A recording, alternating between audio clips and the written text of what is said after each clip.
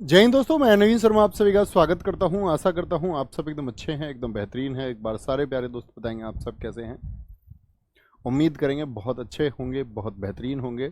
और साथ ही काफ़ी लंबे समय से आप इंतज़ार कर रहे होंगे। पहले तो मन ये था कि कक्षा को हटवा दिया जाए, लेकिन साथ ही दरअसल में क्या है कि स्टूडियो में आज इलेक्ट्रिसिटी नहीं थी और अभी इलेक्ट्रिसिटी कंडक्ट हो पाई है। मतलब जनरेटर वगैरह वो जितना लोड वो ले सकते थे उतनी देर उन्होंने चलाया, उसके बाद में वो सारी पावर्स ख़त्म हो गई। तो अभी क्लास लाइट आने की वजह से शुरू हो पाई है, जो कि हमारी ऑफ पर थी। रिंकू धीरियान, अंकिता, शिवानी सोलंकी, भोला दुग्गल, ज्योति, मीनू रोहिल, अंजू, गगनपाल, भोलू दुग्गल कह रहे हैं आप पूरे 20 मिनट लेट हो। भाई साहब मैं क्या कर सकता हूँ, मेरे कंट्रोल की चीज़ नहीं थी। ठीक है, अभी लाइट आ पाई है, आपका कनेक्ट ही अभी हो पाया है। जनरेटर भी डाउन था आपका, पिछले 1.5 घंटे से लाइट नहीं थी। एक बार थम्स अप करेंगे, अभी जुड़ गए हैं। कुछ ऐसी चीज़ें होती हैं साथी, टेक्निकल, उसमें कुछ हो ही नहीं सकता। मैं बिजली निर्माण नहीं कर सकता। ठीक है, बहुत बढ़िया स्तुति सौ शीतल। देखो, और लाइट मेरे हिसाब से जब कभी भी जाएगी तो बैटरी बैकअप नहीं होगा। ठीक है, आप सोच रहे होंगे जी जनरेटर से चल सकता है, इलेक्ट्रिसिटी की सप्लाई में ही दिक्कत है यहाँ पर। वो उसकी डिसकनेक्टिविटी हुई है, ऐसा नहीं है कि बिजली नहीं है इलाके में, बिजली है। ओके, तो हम लोग पढ़ रहे थे आपका साथी किसको, मेजर ऑर्गेनाइजेशंस को। और ऑर्गेनाइजेशंस मैंने आपको बताया क्या क्या, एस्टेब्लिशमेंट, ईयर, हेडक्वार्टर, ये आपको पता होना चाहिए। आज की जो कक्षा हम लेंगे साथी वो सिर्फ 20 मिनट की क्लास लेंगे। ठीक है, सिर्फ 20 मिनट की क्लास होगी और कल भी लगभग इतने मिनट की क्लास लेके हम इस टॉपिक को ख़त्म करेंगे। तो आप लोग जो आज टाइम बचाएंगे हम लोग, ठीक है। तो अभी कितना हुआ है टाइम, 12:25, 45 तक क्लास लेंगे। ओके, तो ध्यान से पढ़ना है। आगे आते हैं। कल हम वर्ल्ड बैंक को पढ़ चुके साथी। वर्ल्ड बैंक कितने ऑर्गन मैंने आपको बताए थे, एक बार बताएं। वर्ल्ड बैंक के कितने ऑर्गन मैंने आपको बताए थे। IMF इसको बोलते हैं हम, देखो ये पूरा नाम लिखा हुआ है यहाँ पर। इसको हम बोलते हैं इंटरनेशनल, क्या बोलते हैं, इंटरनेशनल मॉनिटरी फंड। क्या बोलेंगे, international monetary monetary fund, FUND। अंतर्राष्ट्रीय मुद्रा कोष, मुद्रा कोष जो है IMF 1945 में 29 देशों ने मिलकर के बनाया। जी पुष्पेंद्र जी, हमें लगा सर जी आज क्लास नहीं होगी। दोस्त मुझे भी यही लग रहा था, इवन मैंने तो मैसेज भी डालने के लिए बोल दिया था कि बच्चों को बता दो कि इलेक्ट्रिसिटी सप्लाई कनेक्ट नहीं हो पा रही है और उसको हटा दो क्लास को। तो उसमें कुछ हो नहीं सकता था। सर कभी कभी होता है जी भाई साहब, होता है, सबके लिए नहीं होता। जैसे एक भाई कह रहे हैं कि क्लास का मजाक बना दे, भाई मैं कुछ नहीं कर सकता, आप इसको मजाक समझे। क्योंकि मैं दोस्त वायरिंग में पावर नहीं भेज सकता, मेरे अंदर सुपर पावर्स नहीं है। ठीक है, यही मैं आपके लिए कर सकता था कि मैं चाहता था क्लास को हटवाता, लेकिन मैं छुट्टी नहीं कर रहा, मैं आपके सामने मौजूद हूँ चाहे हम 20 मिनट पढ़ें। तो रियली सॉरी, मैं आपसे सॉरी बोल सकता हूँ, सिर्फ इतना कर सकता हूँ उस बिजली ना होने के लिए। मेरा फॉल्ट नहीं है वैसे, ठीक है। क्योंकि मैं तो स्टूडियो में ऐसा नहीं है कि मैं लेट हूँ, मैं तो सुबह से यहीं हूँ। मैं रोज़ 9 बजे ही आ जाता हूँ, मैं 9 बजे से यहीं रहता हूँ और शाम तक यहीं रहूँगा मैं। IMF 1945 में 29 देशों के साथ अस्तित्व में। इसका हेडक्वार्टर साथ ही याद करेंगे, अब कक्षा पर फोकस करेंगे, बस इतनी ही बातें थी। IMF हेडक्वार्टर इसका वॉशिंगटन में है। IMF जो साथी करेंसी यूज करता है उसका नाम है HDR, स्पेशल ड्राइंग राइट्स, विशेष आहरण अधिकार इसको हम बोलते हैं। तो बहुत बार एग्जाम में आपसे क्वेश्चन पूछेगा कि HDR किस ऑर्गेनाइजेशन की करेंसी है। तो HDR का यूज कौन करता है, ये बास्केट है। इसी को हम गोल्डन पेपर भी कहते हैं। कौन कौन से देश हैं इसमें साथी, आपका USA का डॉलर है, चाइना का रेनमिनबी है, ब्रिटेन का पाउंड है, आपका जापान का येन है, और साथ ही आपका क्या बोलेंगे, यूरोप का यूरो है। क्या बोलेंगे, जापान का येन है, साथ ही आपका रेनमिनबी है, पाउंड है आपका, क्या बोलेंगे, पाउंड है आपका, और साथ ही आपका डॉलर है। क्या बोलेंगे जी, आपका भैया डॉलर है। ये किसका है साथी, आपका USA का।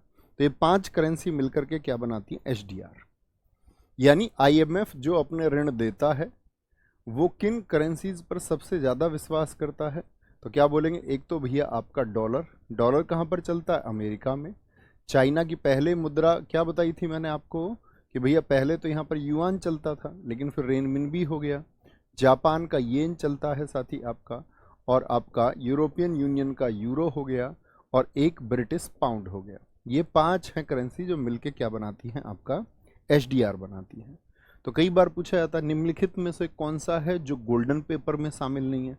तो करेंसी में उसको रुपया दे देगा ऑप्शन में, या आपका रूबल करेंसी को दे देगा, या रियाल करेंसी को दे देगा। आपको ध्यान से देखना है कि ये 5 करेंसी हैं, इसके अलावा किसी को भी दे तो भैया वो आपका गलत आंसर हो जाएगा। ठीक है। आईएमएफ का सदस्य बनने के बाद ही आईबीआरडी की सदस्यता मिलती है। आईबीआरडी किसको कहते हैं, अब बताएं साथी? तो मैंने कहा था वर्ल्ड बैंक के 5 ऑर्गन हैं, उनमें से एक है आपका क्या बोलोगे? आईबीआरडी बताएंगे, international bank for reconstruction and development. तो आईबीआरडी की सदस्यता कब मिलेगी? पहले आईएमएफ के सदस्य बनो तब बनेंगे। प्रमुख कौन है? क्रिस्टिना जॉर्जीवा है। इसके मैनेजिंग डायरेक्टर कौन है? वो क्रिस्टिन लेगार्ड है। और आईएमएफ की पहली उप प्रबंध निदेशक, पहली साथी आपका डिप्टी मैनेजिंग डायरेक्टर, ये बनी है गीता गोपीनाथ। क्योंकि इंडिया की हैं तो बहुत इंपॉर्टेंट क्वेश्चन बन जाएगा कि आपका आईएमएफ से जुड़ी हुई भारतीय कौन है। तो क्या आंसर बनेगा? गीता गोपीनाथ। ठीक है। 190 सदस्य हैं इसमें। आईएमएफ में कितने सदस्य हैं? अब वर्ल्ड बैंक में एक बार बताएं, वर्ल्ड बैंक में कितने सदस्य मैंने आपको बताए थे? और 190वां सदस्य देश आपका अंडोरा है। किसका? आईएमएफ, अंडोरा कंट्री है। फिर आते हैं हम डब्ल्यूटीओ। अब आईएमएफ की एक बात, एक लाइन यहां पर देखी होगी आपने, एक लाइन लिखी हुई थी, देखा था आपने यहां पर कि यह कुल सभी को ऋण प्रदान करता है। इस बात का मतलब समझ गए ना सभी? कल मैंने आपको बताया था कि वर्ल्ड बैंक किनको आपका पैसा देता है भैया? तो वो डेवलपिंग कंट्रीज को देता है। किन देशों को? जो विकासशील देश हैं। कैसे देश हैं? जो विकासशील देश हैं उनको पैसा देता है। तो भैया जो थोड़े आपका विकासशील नहीं है तो उनको कौन पैसा देगा फिर? तो हम कहेंगे उनको पैसा देने के लिए फिर आपका कौन है? आईएमएफ है। सॉरी, विकासशील जो है साथी उनको पैसा देने के लिए कौन है? तो आप कहेंगे वो आईएमएफ है। ठीक है, आईएमएफ। अब आता है कि डब्ल्यूटीओ। अच्छा मुझे बताएं, दुनिया के सारे देश जो हैं वो आपस में व्यापार करते हैं या नहीं? इंपोर्ट एक्सपोर्ट के बारे में आप समझ रखते होंगे। अपने देश में सामान मंगाना ये इंपोर्ट है, और किसी देश को सामान भेजना वो एक्सपोर्ट है। तो पूरी दुनिया में जब व्यापार होता है तो उस व्यापार को कंट्रोल करने के लिए भी कोई होता होगा। तो उसकी संस्था है साथी आपका विश्व व्यापार संगठन। बोले पूरा फुल फॉर्म कौन कौन लोग बता सकते हैं? ये लिखा हुआ वर्ल्ड ट्रेड ऑर्गेनाइजेशन। 1947 में जब हमारा देश आजाद हुआ था, हालांकि उससे इसका कोई लेना देना नहीं, बेटा पढ़ेंगे रिया आराम से। 1947 में आईटीयू, इंटरनेशनल ट्रेड यूनियन की स्थापना हुई। किसकी स्थापना हुई? आईटीयू की स्थापना हुई। 1948 में आईटीयू का नाम बदल के गाट किया गया। क्या किया गया नाम? गाट। और गाट का फुल फॉर्म ये लिखा हुआ। गाट क्या है मैं आपसे पूछूं? बहुत बार कॉम्पिटिटिव एग्जाम में पूछा गया है। यानी पहले एक आईटीयू हुआ करती थी, इंटरनेशनल ट्रेड यूनियन, अंतरराष्ट्रीय व्यापार संघ था, जो पूरी दुनिया में जो व्यापार होता है उसके लिए क्या करता था? एक संघ बनाता था। ठीक है, क्या बोलेंगे? उसके लिए एक संघ बनाता है। और फिर अगले साल वो क्या कहलाता? 1948 में गाट। गाट किसको बोलते? Journal agreement on trade and tariff. Trade मतलब व्यापार, और टैरिफ मतलब जो टैक्सेशन है, जो टैक्स लगता है आपका। तो पूछेगा आपसे कभी भी डब्ल्यूटीओ का पुराना नाम क्या था? तो अक्सर परीक्षाओं में साथी यही नाम मिलता है, गाट। डब्ल्यूटीओ का पुराना नाम क्या था? तो क्या बोलेंगे? Journal agreement on trade and tariff. इसके लिए उरुग्वे देश में एक राउंड हुआ 1986 से 94। खेल का राउंड नहीं था, बैठकों का एक दौर था। उसकी समाप्ति के बाद एक माराकस में ट्रीटी होती है, और 1 जनवरी 1995, आपको क्या याद रखना है? 1 जनवरी 1995 को डब्ल्यूटीओ को बनाया गया, पूरी दुनिया में जो व्यापार होता है उसको संतुलित रखने के लिए, उसके लिए नियम बनाने के लिए। तो डब्ल्यूटीओ की स्थापना कब हुई साथी? तो हम कहेंगे 1 जनवरी 1995। बोलेंगे बेटे जी बिल्कुल चंदन कुमार, हमारा देश कर्ज में है ना सर, सारे देश कर्ज में है, चाइना हमसे 8 गुने कर्ज में है। कोई भी देश जब साथी विकास की ओर चलेगा तो उसको कर्ज लेना पड़ेगा, फिर जब हमारे यहाँ इंफ्रास्ट्रक्चर मजबूत होगा, प्रोडक्शन बढ़ेगा, तो धीरे धीरे हम उस कर्ज को भी चुका देते हैं। विकासशील देश अक्सर कर्ज की स्थिति में पाए जाते हैं। ठीक है, कोई दिक्कत? अब अगली बात आती है साथी, क्या बात करेंगे? डब्ल्यूटीओ की स्थापना हो गई। देखो, विश्व व्यापार संगठन, व्यापार जानलेवा होता है या नहीं? जी भैया, आम परिवारों के लिए, मीडियम फैमिलीज के लिए तो बिजनेस क्या है, वो जानलेवा है, रिस्क बड़ा है। इसीलिए तो हम लोग क्या चुनते हैं? बिजनेस ना चुन करके हम लोग चुनते हैं क्या, कि हमको गवर्नमेंट जॉब चाहिए। ओके, इसके प्रमुख कौन है साथी? यहां फोटो देखिए ताई जी का, नोगोजी ओकोंजो इवोल, ये पहली महिला भी बनी डब्ल्यूटीओ की अध्यक्ष, और साथी ये पहली अफ्रीकन भी हैं। कुल सदस्य कितने हैं आपका डब्ल्यूटीओ में? जैसे अभी हमने बात करें आईएमएफ में 190, डब्ल्यूटीओ में कुल सदस्यों की संख्या 164 है। 164 सदस्य देश हैं, 23 पर्यवेक्षक देश हैं, वो आपको याद करने नहीं। पर्यवेक्षक देश हर साल बदलते रहते हैं, जैसे ही व्यापार के लिए शामिल किया जाता है। ये ऑब्जर्वर कंट्रीज हैं, इनकी सलाह भी मांगी जाती है और ये अक्सर बदलते रहते हैं। ठीक है, जो देश स्थायी सदस्य नहीं है उनमें से कई देशों को लगातार ऑब्जर्वर बना लिया जाता है। ठीक है, आगे आइए सर, बहुत बढ़िया, कोई दिक्कत? भारत वर्ष 1947 में गाट और डब्ल्यूटीओ का संस्थापक सदस्य बना था। तो हम डब्ल्यूटीओ के संस्थापक सदस्य थे या नहीं थे? डब्ल्यूटीओ के, आप उसको करेक्ट कर लेंगे रितेश भाई, उसको करेक्ट कर लेंगे साथी।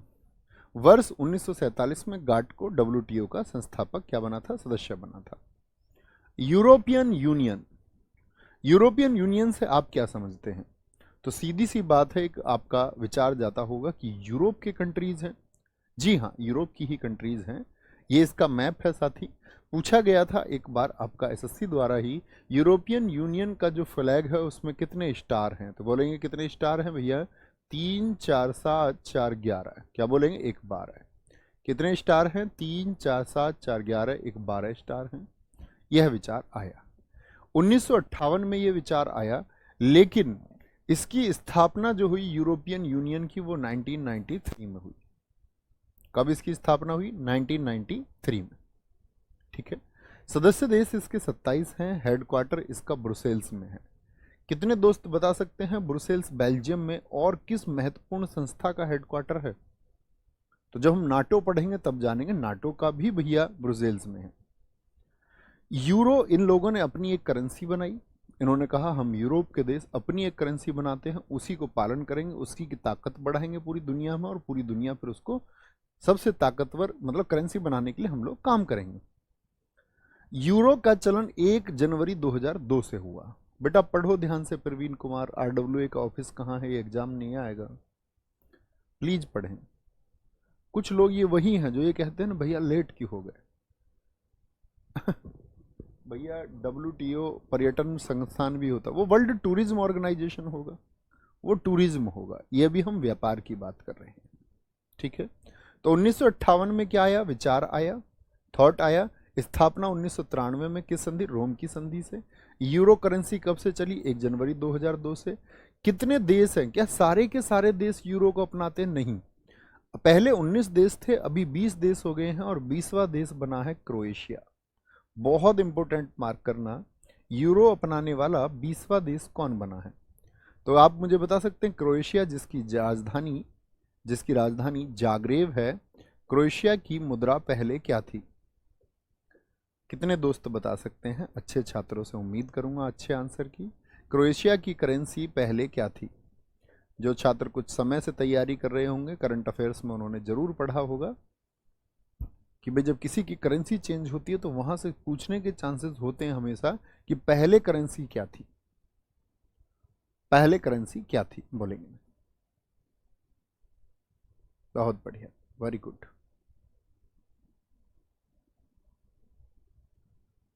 नैना सैनी जी बहुत शानदार।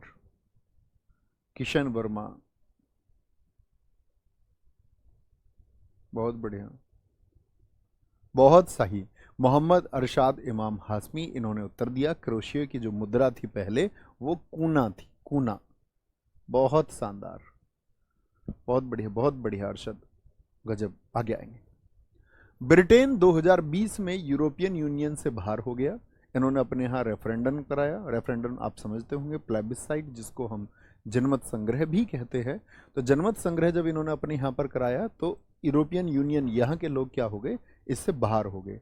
इसी घटना को हम बोलते हैं Britain, BR for Britain, EXIT, exit, exit, यानी ब्रिटेन का बाहर हो जाना। तो मुझे बताएं ब्रिटेन बाहर कब हुआ, ब्रिटेन बाहर कब हुआ बोलेंगे तो आप कहेंगे 2020 में। यूरोपियन यूनियन को साल 2012 का शांति का नोबेल पुरस्कार भी मिल चुका है और इसके वर्तमान अध्यक्ष उर्सुला हैं। इतना नाम याद रखना है बस। नाटो, बड़ा विवाद रहता है। North Atlantic Treaty Organization, North Atlantic Treaty Organization, एक बार बताएंगे। अगर मैं नाटो की साथ ही बात करूं तो मुझे एक बात बताओ, अभी आपने रिसेंट में किस घटना में नाटो का जिक्र सबसे ज्यादा सुना? तो आपने अभी देखा होगा रूस और यूक्रेन का वार। यूक्रेन चाहता था कि वो नाटो को ज्वाइन करे, रूस नहीं चाहता था कि आपका यूक्रेन नाटो को ज्वाइन करे, क्योंकि नाटो ये गारंटी देता है अपने सदस्यों को कि उनमें से किसी एक पर भी युद्ध हुआ तो वो बाकी की नाटो कंट्रीज पर हुआ युद्ध माना जाएगा। हम ये मान लेंगे कि वो युद्ध हमारे ऊपर भी हुआ है, हम ये मान लेंगे कि एक कंट्री पर युद्ध हुआ तो वो दूसरी पर भी हुआ है।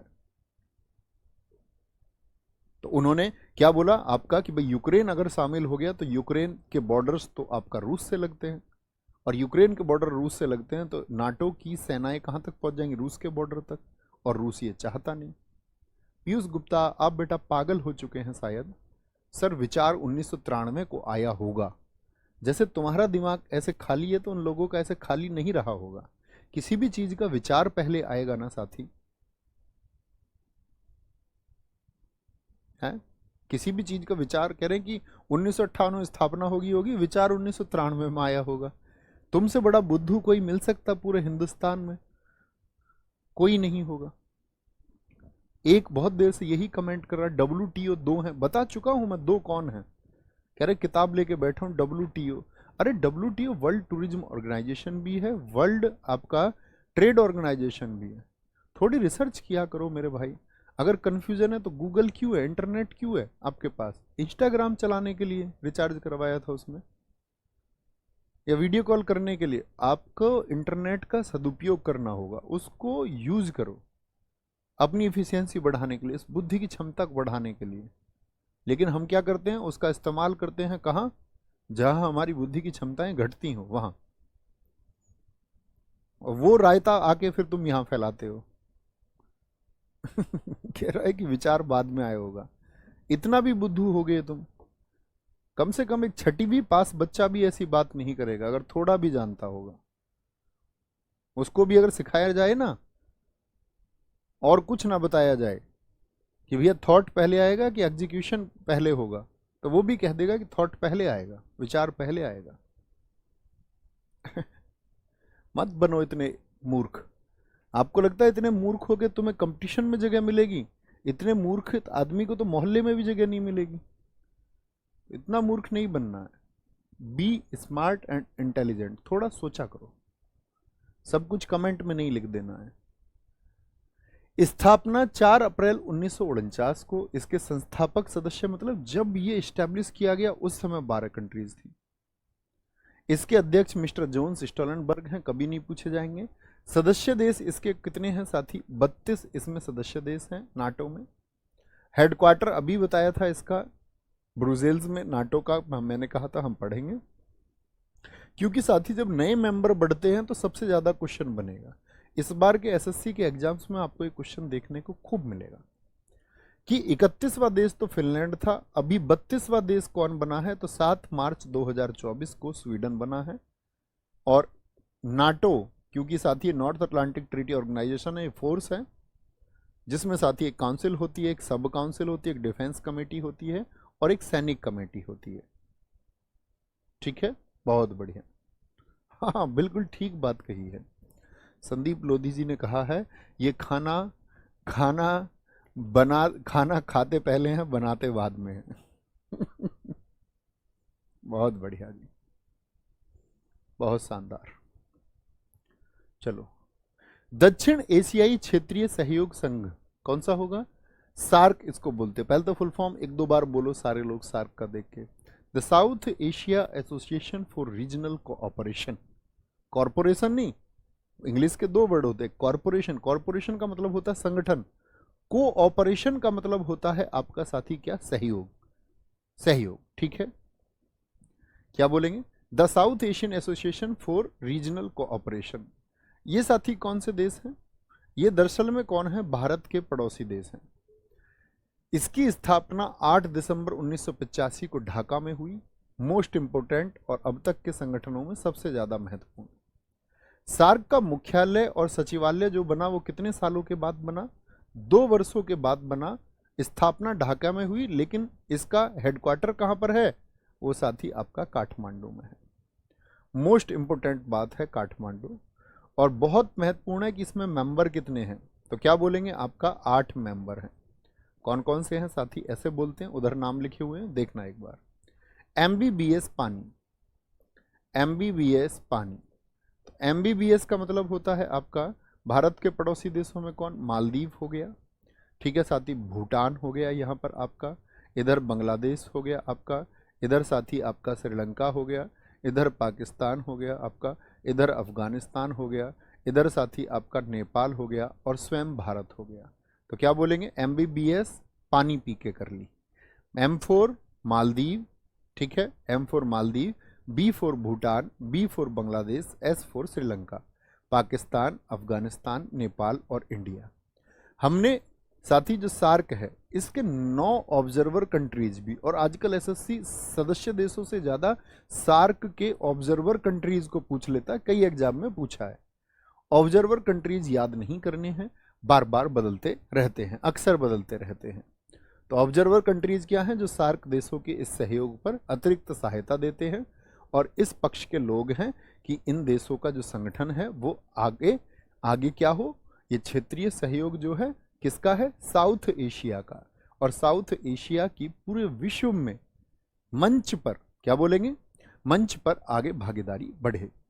आपसे पूछूं मैं कि सार्क का पहला सम्मेलन कहां हुआ था? वो साथी आपका ढाका में हुआ था। क्या बोलेंगे? ढाका में। सार्क के वर्तमान महासचिव गुलाम सरवर। सार्क के पहले महासचिव कौन थे? यानी कि कब? 1985 में, 1985 में इस सार्क बना, और 1987 में क्या बना? इसका हेडक्वार्टर। पहले भारतीय महासचिव कौन बने थे? 2008 से 11 तक रहे थे सीलकांत शर्मा। एक सार्क यूनिवर्सिटी भी चलती है इन देशों के छात्रों को आगे बढ़ाने के लिए। भारत में एक सार्क विश्वविद्यालय तथा पाकिस्तान में एक फूड बैंक और एक ऊर्जा भंडार की स्थापना की गई है। तो मैं आपसे कभी पूछूं सार्क यूनिवर्सिटी जो कि दिल्ली में स्थित है कौन से देश में है? तो आप कहेंगे हमारे प्यारे देश भारत में है। तो सार्क समझे, साउथ एशियन रीजनल, क्या बोलते हैं? South Asia association for regional cooperation. यानी कि दक्षिण एशिया के देशों ने अपना एक संगठन बना रखा है, उस टाइम पे बनाया 1985 में, कि हम मिलकर एक दूसरे का सहयोग करेंगे और एक दूसरे को आगे बढ़ाएंगे। कहां पर? ढाका में। हेडक्वार्टर बना 2 वर्षों के बाद 1987 आपका काठमांडू। सदस्य देश कौन कौन है साथी? एमबीबीएस पानी। M4 क्या है? मालदीव है। B4 साथी क्या है? Bhutan. B4 Bangladesh, S4 Sri Lanka, P4 Pakistan, A4 Afghanistan, N4 Nepal, I4 India है। ठीक है, कोई दिक्कत कोई परेशानी इतनी बात में बताएं एक बार आगे। अगला संगठन होगा हमारा आसियान, और कल से साथी हम इसको कवर करेंगे यहां से, क्योंकि हमारे कुछ संगठन बचेंगे, आज हम चाहें तो भी पूर्ण नहीं हो पाएंगे सारे। तो यहां से हम कल पढ़ेंगे और चीज़ों को कवर करेंगे। आज की कक्षा के लिए मैं आपसे फिर से माफ़ी मांगता हूं। माफ़ी मांगने का कारण यह है कि यहाँ की इलेक्ट्रिसिटी सप्लाई में दिक्कत थी, ठीक है ना, तो उसके लिए सॉरी कि लेट क्लास आपकी शुरू हो पाई थी। और ऐसा नहीं कि यही क्लास लेट हो, सारी क्लासेस पूरे स्टूडियो की वो सभी 12:20 पर शुरू हो पाई, उसके लिए फिर से रियली सॉरी। तो साथी कल की क्लास देख लेना आप एक बार, शेड्यूल में शायद हो या ना हो, क्योंकि कल मुझे छुट्टी करनी पड़ सकती है, ये प्लीज़ ग्रांट करें। एक तो कल की छुट्टी और एक 10 तारीख को, ठीक है, ये 2 छुट्टी मुझे करनी पड़ सकती हैं। अगर शेड्यूल होगी एक बार देख लेना 1 सेकंड के लिए, अगर ये शेड्यूल होगी तो साथी कल, तो कल इसको करेंगे। शेड्यूल नहीं होगी ऐसे ही 10 की तो नहीं होगी, 10 की तो श्योर है। ये मैं एक छुट्टी आपसे चाहता हूँ, मतलब एक एक दो दो छुट्टी ये मैं आपसे चाहूँगा, मैं पहले बता रहा हूँ आप लोगों को, है ना। तो अपना ख्याल रखें बहुत सारा, बाय बाय, टेक केयर। बस याद ना रख लेना, टेक केयर तब है जब चीज़ें जो पढ़ चुके हैं उनको रिवाइज कर सके, क्योंकि जितनी भी मोस्ट इंपॉर्टेंट चीज़ें थी वो अब तक हम बहुत सारी पढ़ चुके हैं। 99% महत्वपूर्ण चीज़ें हम पढ़ चुके हैं, अब बाकी सब 1% में चल रहा है। ठीक है, तो ख्याल रखेंगे अपना बहुत सारा, बस रिवीजन अच्छे से करते रहिए। Thank you.